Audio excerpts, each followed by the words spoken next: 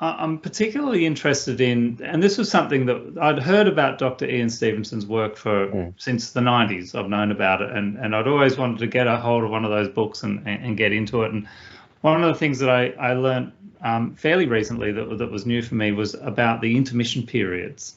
Mm. About 25% of the cases remember something about the intermission period.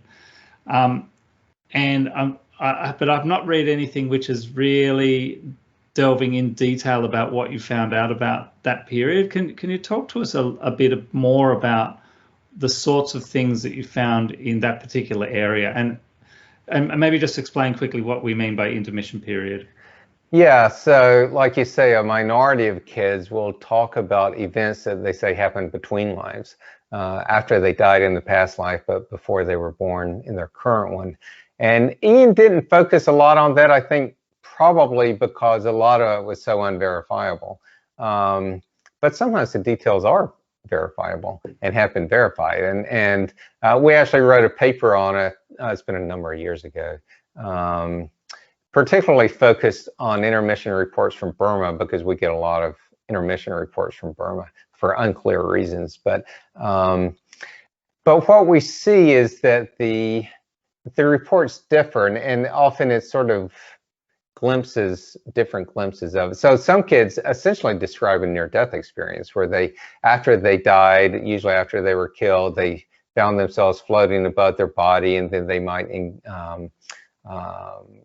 encounter other beings or guides or that sort of thing.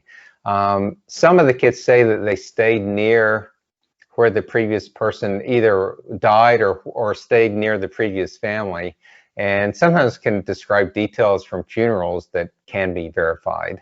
Now, sometimes they're very general, but Right. like there was one case that Ian studied in Thailand where a little girl complained about her ashes being scattered rather than buried, and the previous woman had wanted her ashes buried under the bo tree of the temple complex where she studied, but when her daughter went to bury them, the root system was so extensive she couldn't bury them, so she scattered them instead. So that, that Right. would be sort of a idiosyncratic detail that in Yes. fact could be verified. And then some of the kids will talk about going to other realms like heaven, and the American kids may use the word heaven, and encountering angels or God. Some of them will say that they talk to God. And then some will talk about either choosing their next parents or being guided to them, or observing them before they were born. And again, sometimes giving verifiable details. So I mentioned James Leininger. He said to his dad one day that he was glad he had chosen him to be his dad, and his dad asked him what he was talking about. And he said how he had seen them at a big pink hotel in Hawaii eating on the beach, and decided that he wanted them as his parents. And it turned out that before James was born, his parents did take a trip to Hawaii. They stayed at a big pink hotel. The last night they had dinner on the beach. And it was during that trip that they started trying to conceive.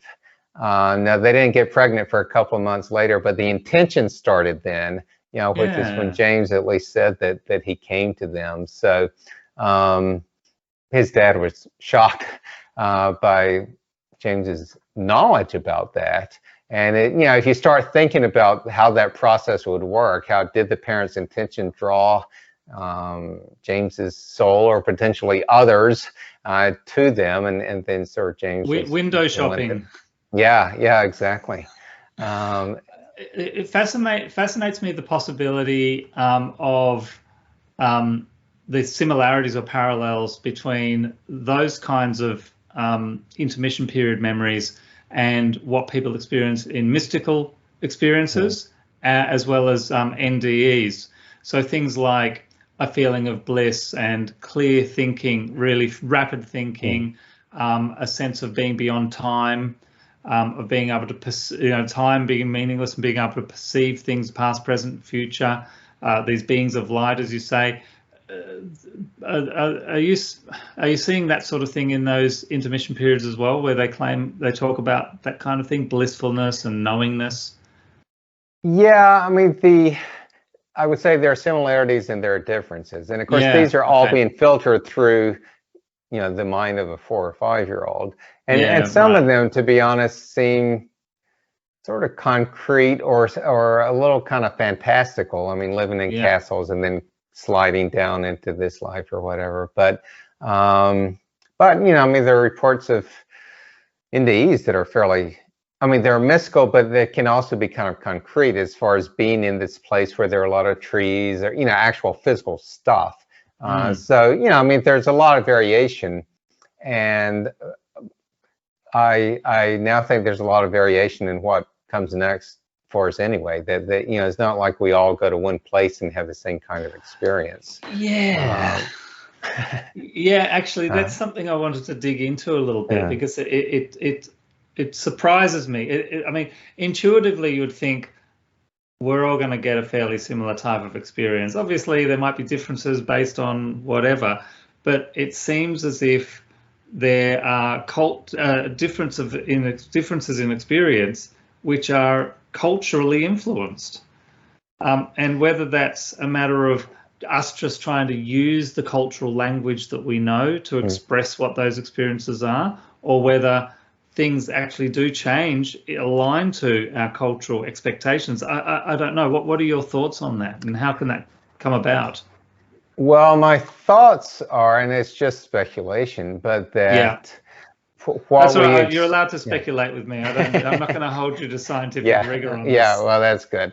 I mean, I think what we experience now can affect what we experience in the future. And um, if I grew up here and then when I die, I see the Buddha or whatever. I mean, if you see other cultural references, it would be very hard to make sense of it.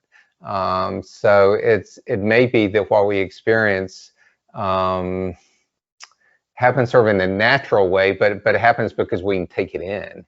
And I mean, you're right. What we report, of course, is also it goes through that filter as well. Yeah. And so, sort of like our nighttime dreams, where what we dream is clearly affected by what happens before.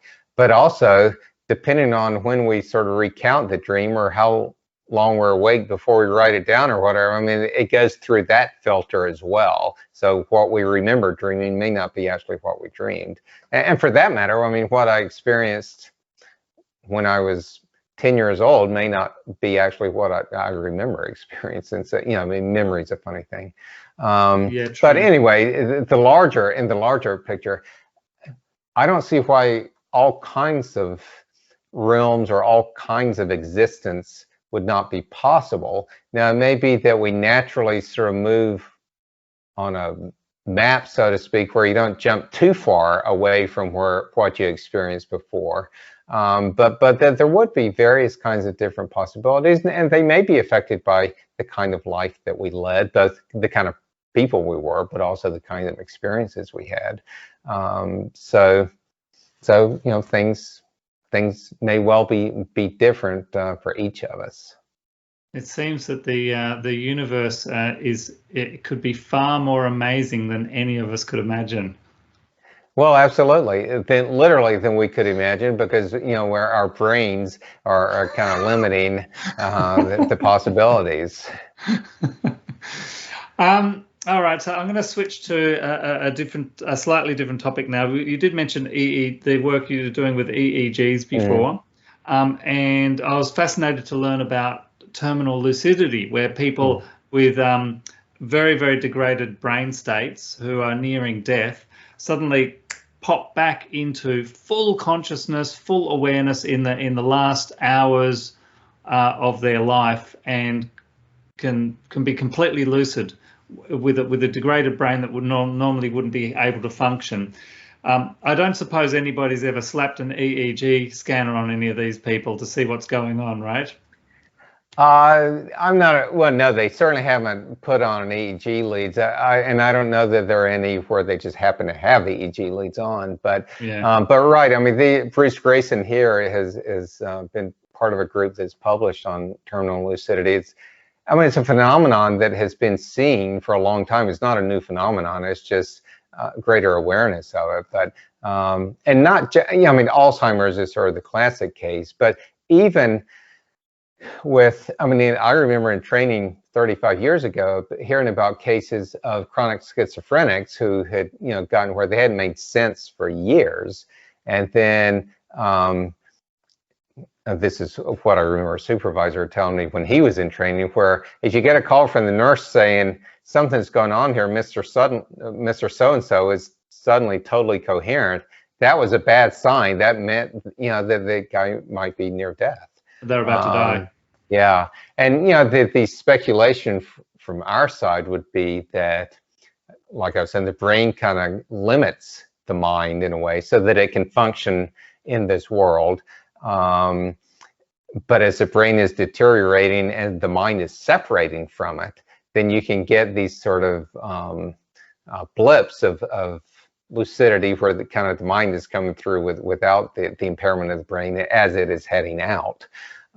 So, I mean, but it makes me wonder that if the mind is operating through the body without the impediment of the brain, I mean, that seems like on the first level, that seems like the obvious thing that's happening. Yet somehow there are messages getting through to control the muscles that are going to make your mouth move or your hand wave around and stuff like that. But the mind is going around the brain. So that's why I find it so. So how do you think that could possibly work?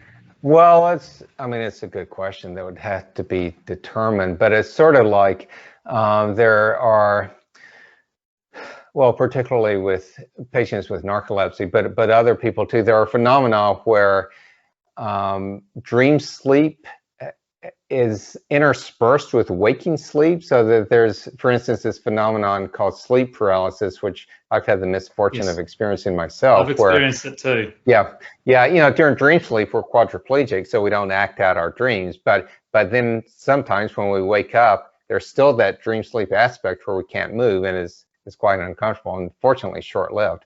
But it's this interspersion of dream, this brain sort of being in two states at once, being both awake and asleep.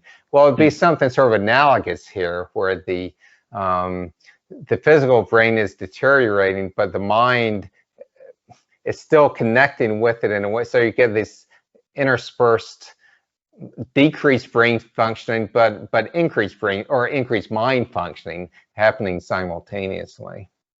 Yeah, right. It is also somewhat reminiscent of people with an extremely high degree of hydrocephalus, water on the brain, where the brain is withered away to 5% of its normal volume, yet they're still completely functional.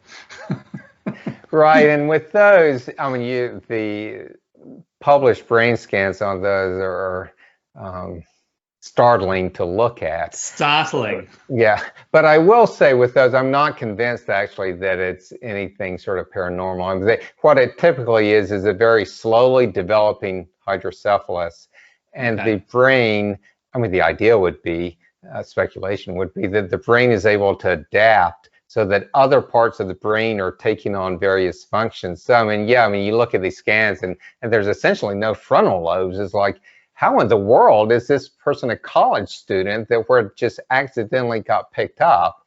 But it may show more about potential brain plasticity than, it seems impossible, but it may well just be that the brain's a pretty amazing thing itself. Okay, yeah, I read that. Look, honestly, I don't buy it. Sorry. Fair enough. I think, anyway, let's not argue on that point, shall we?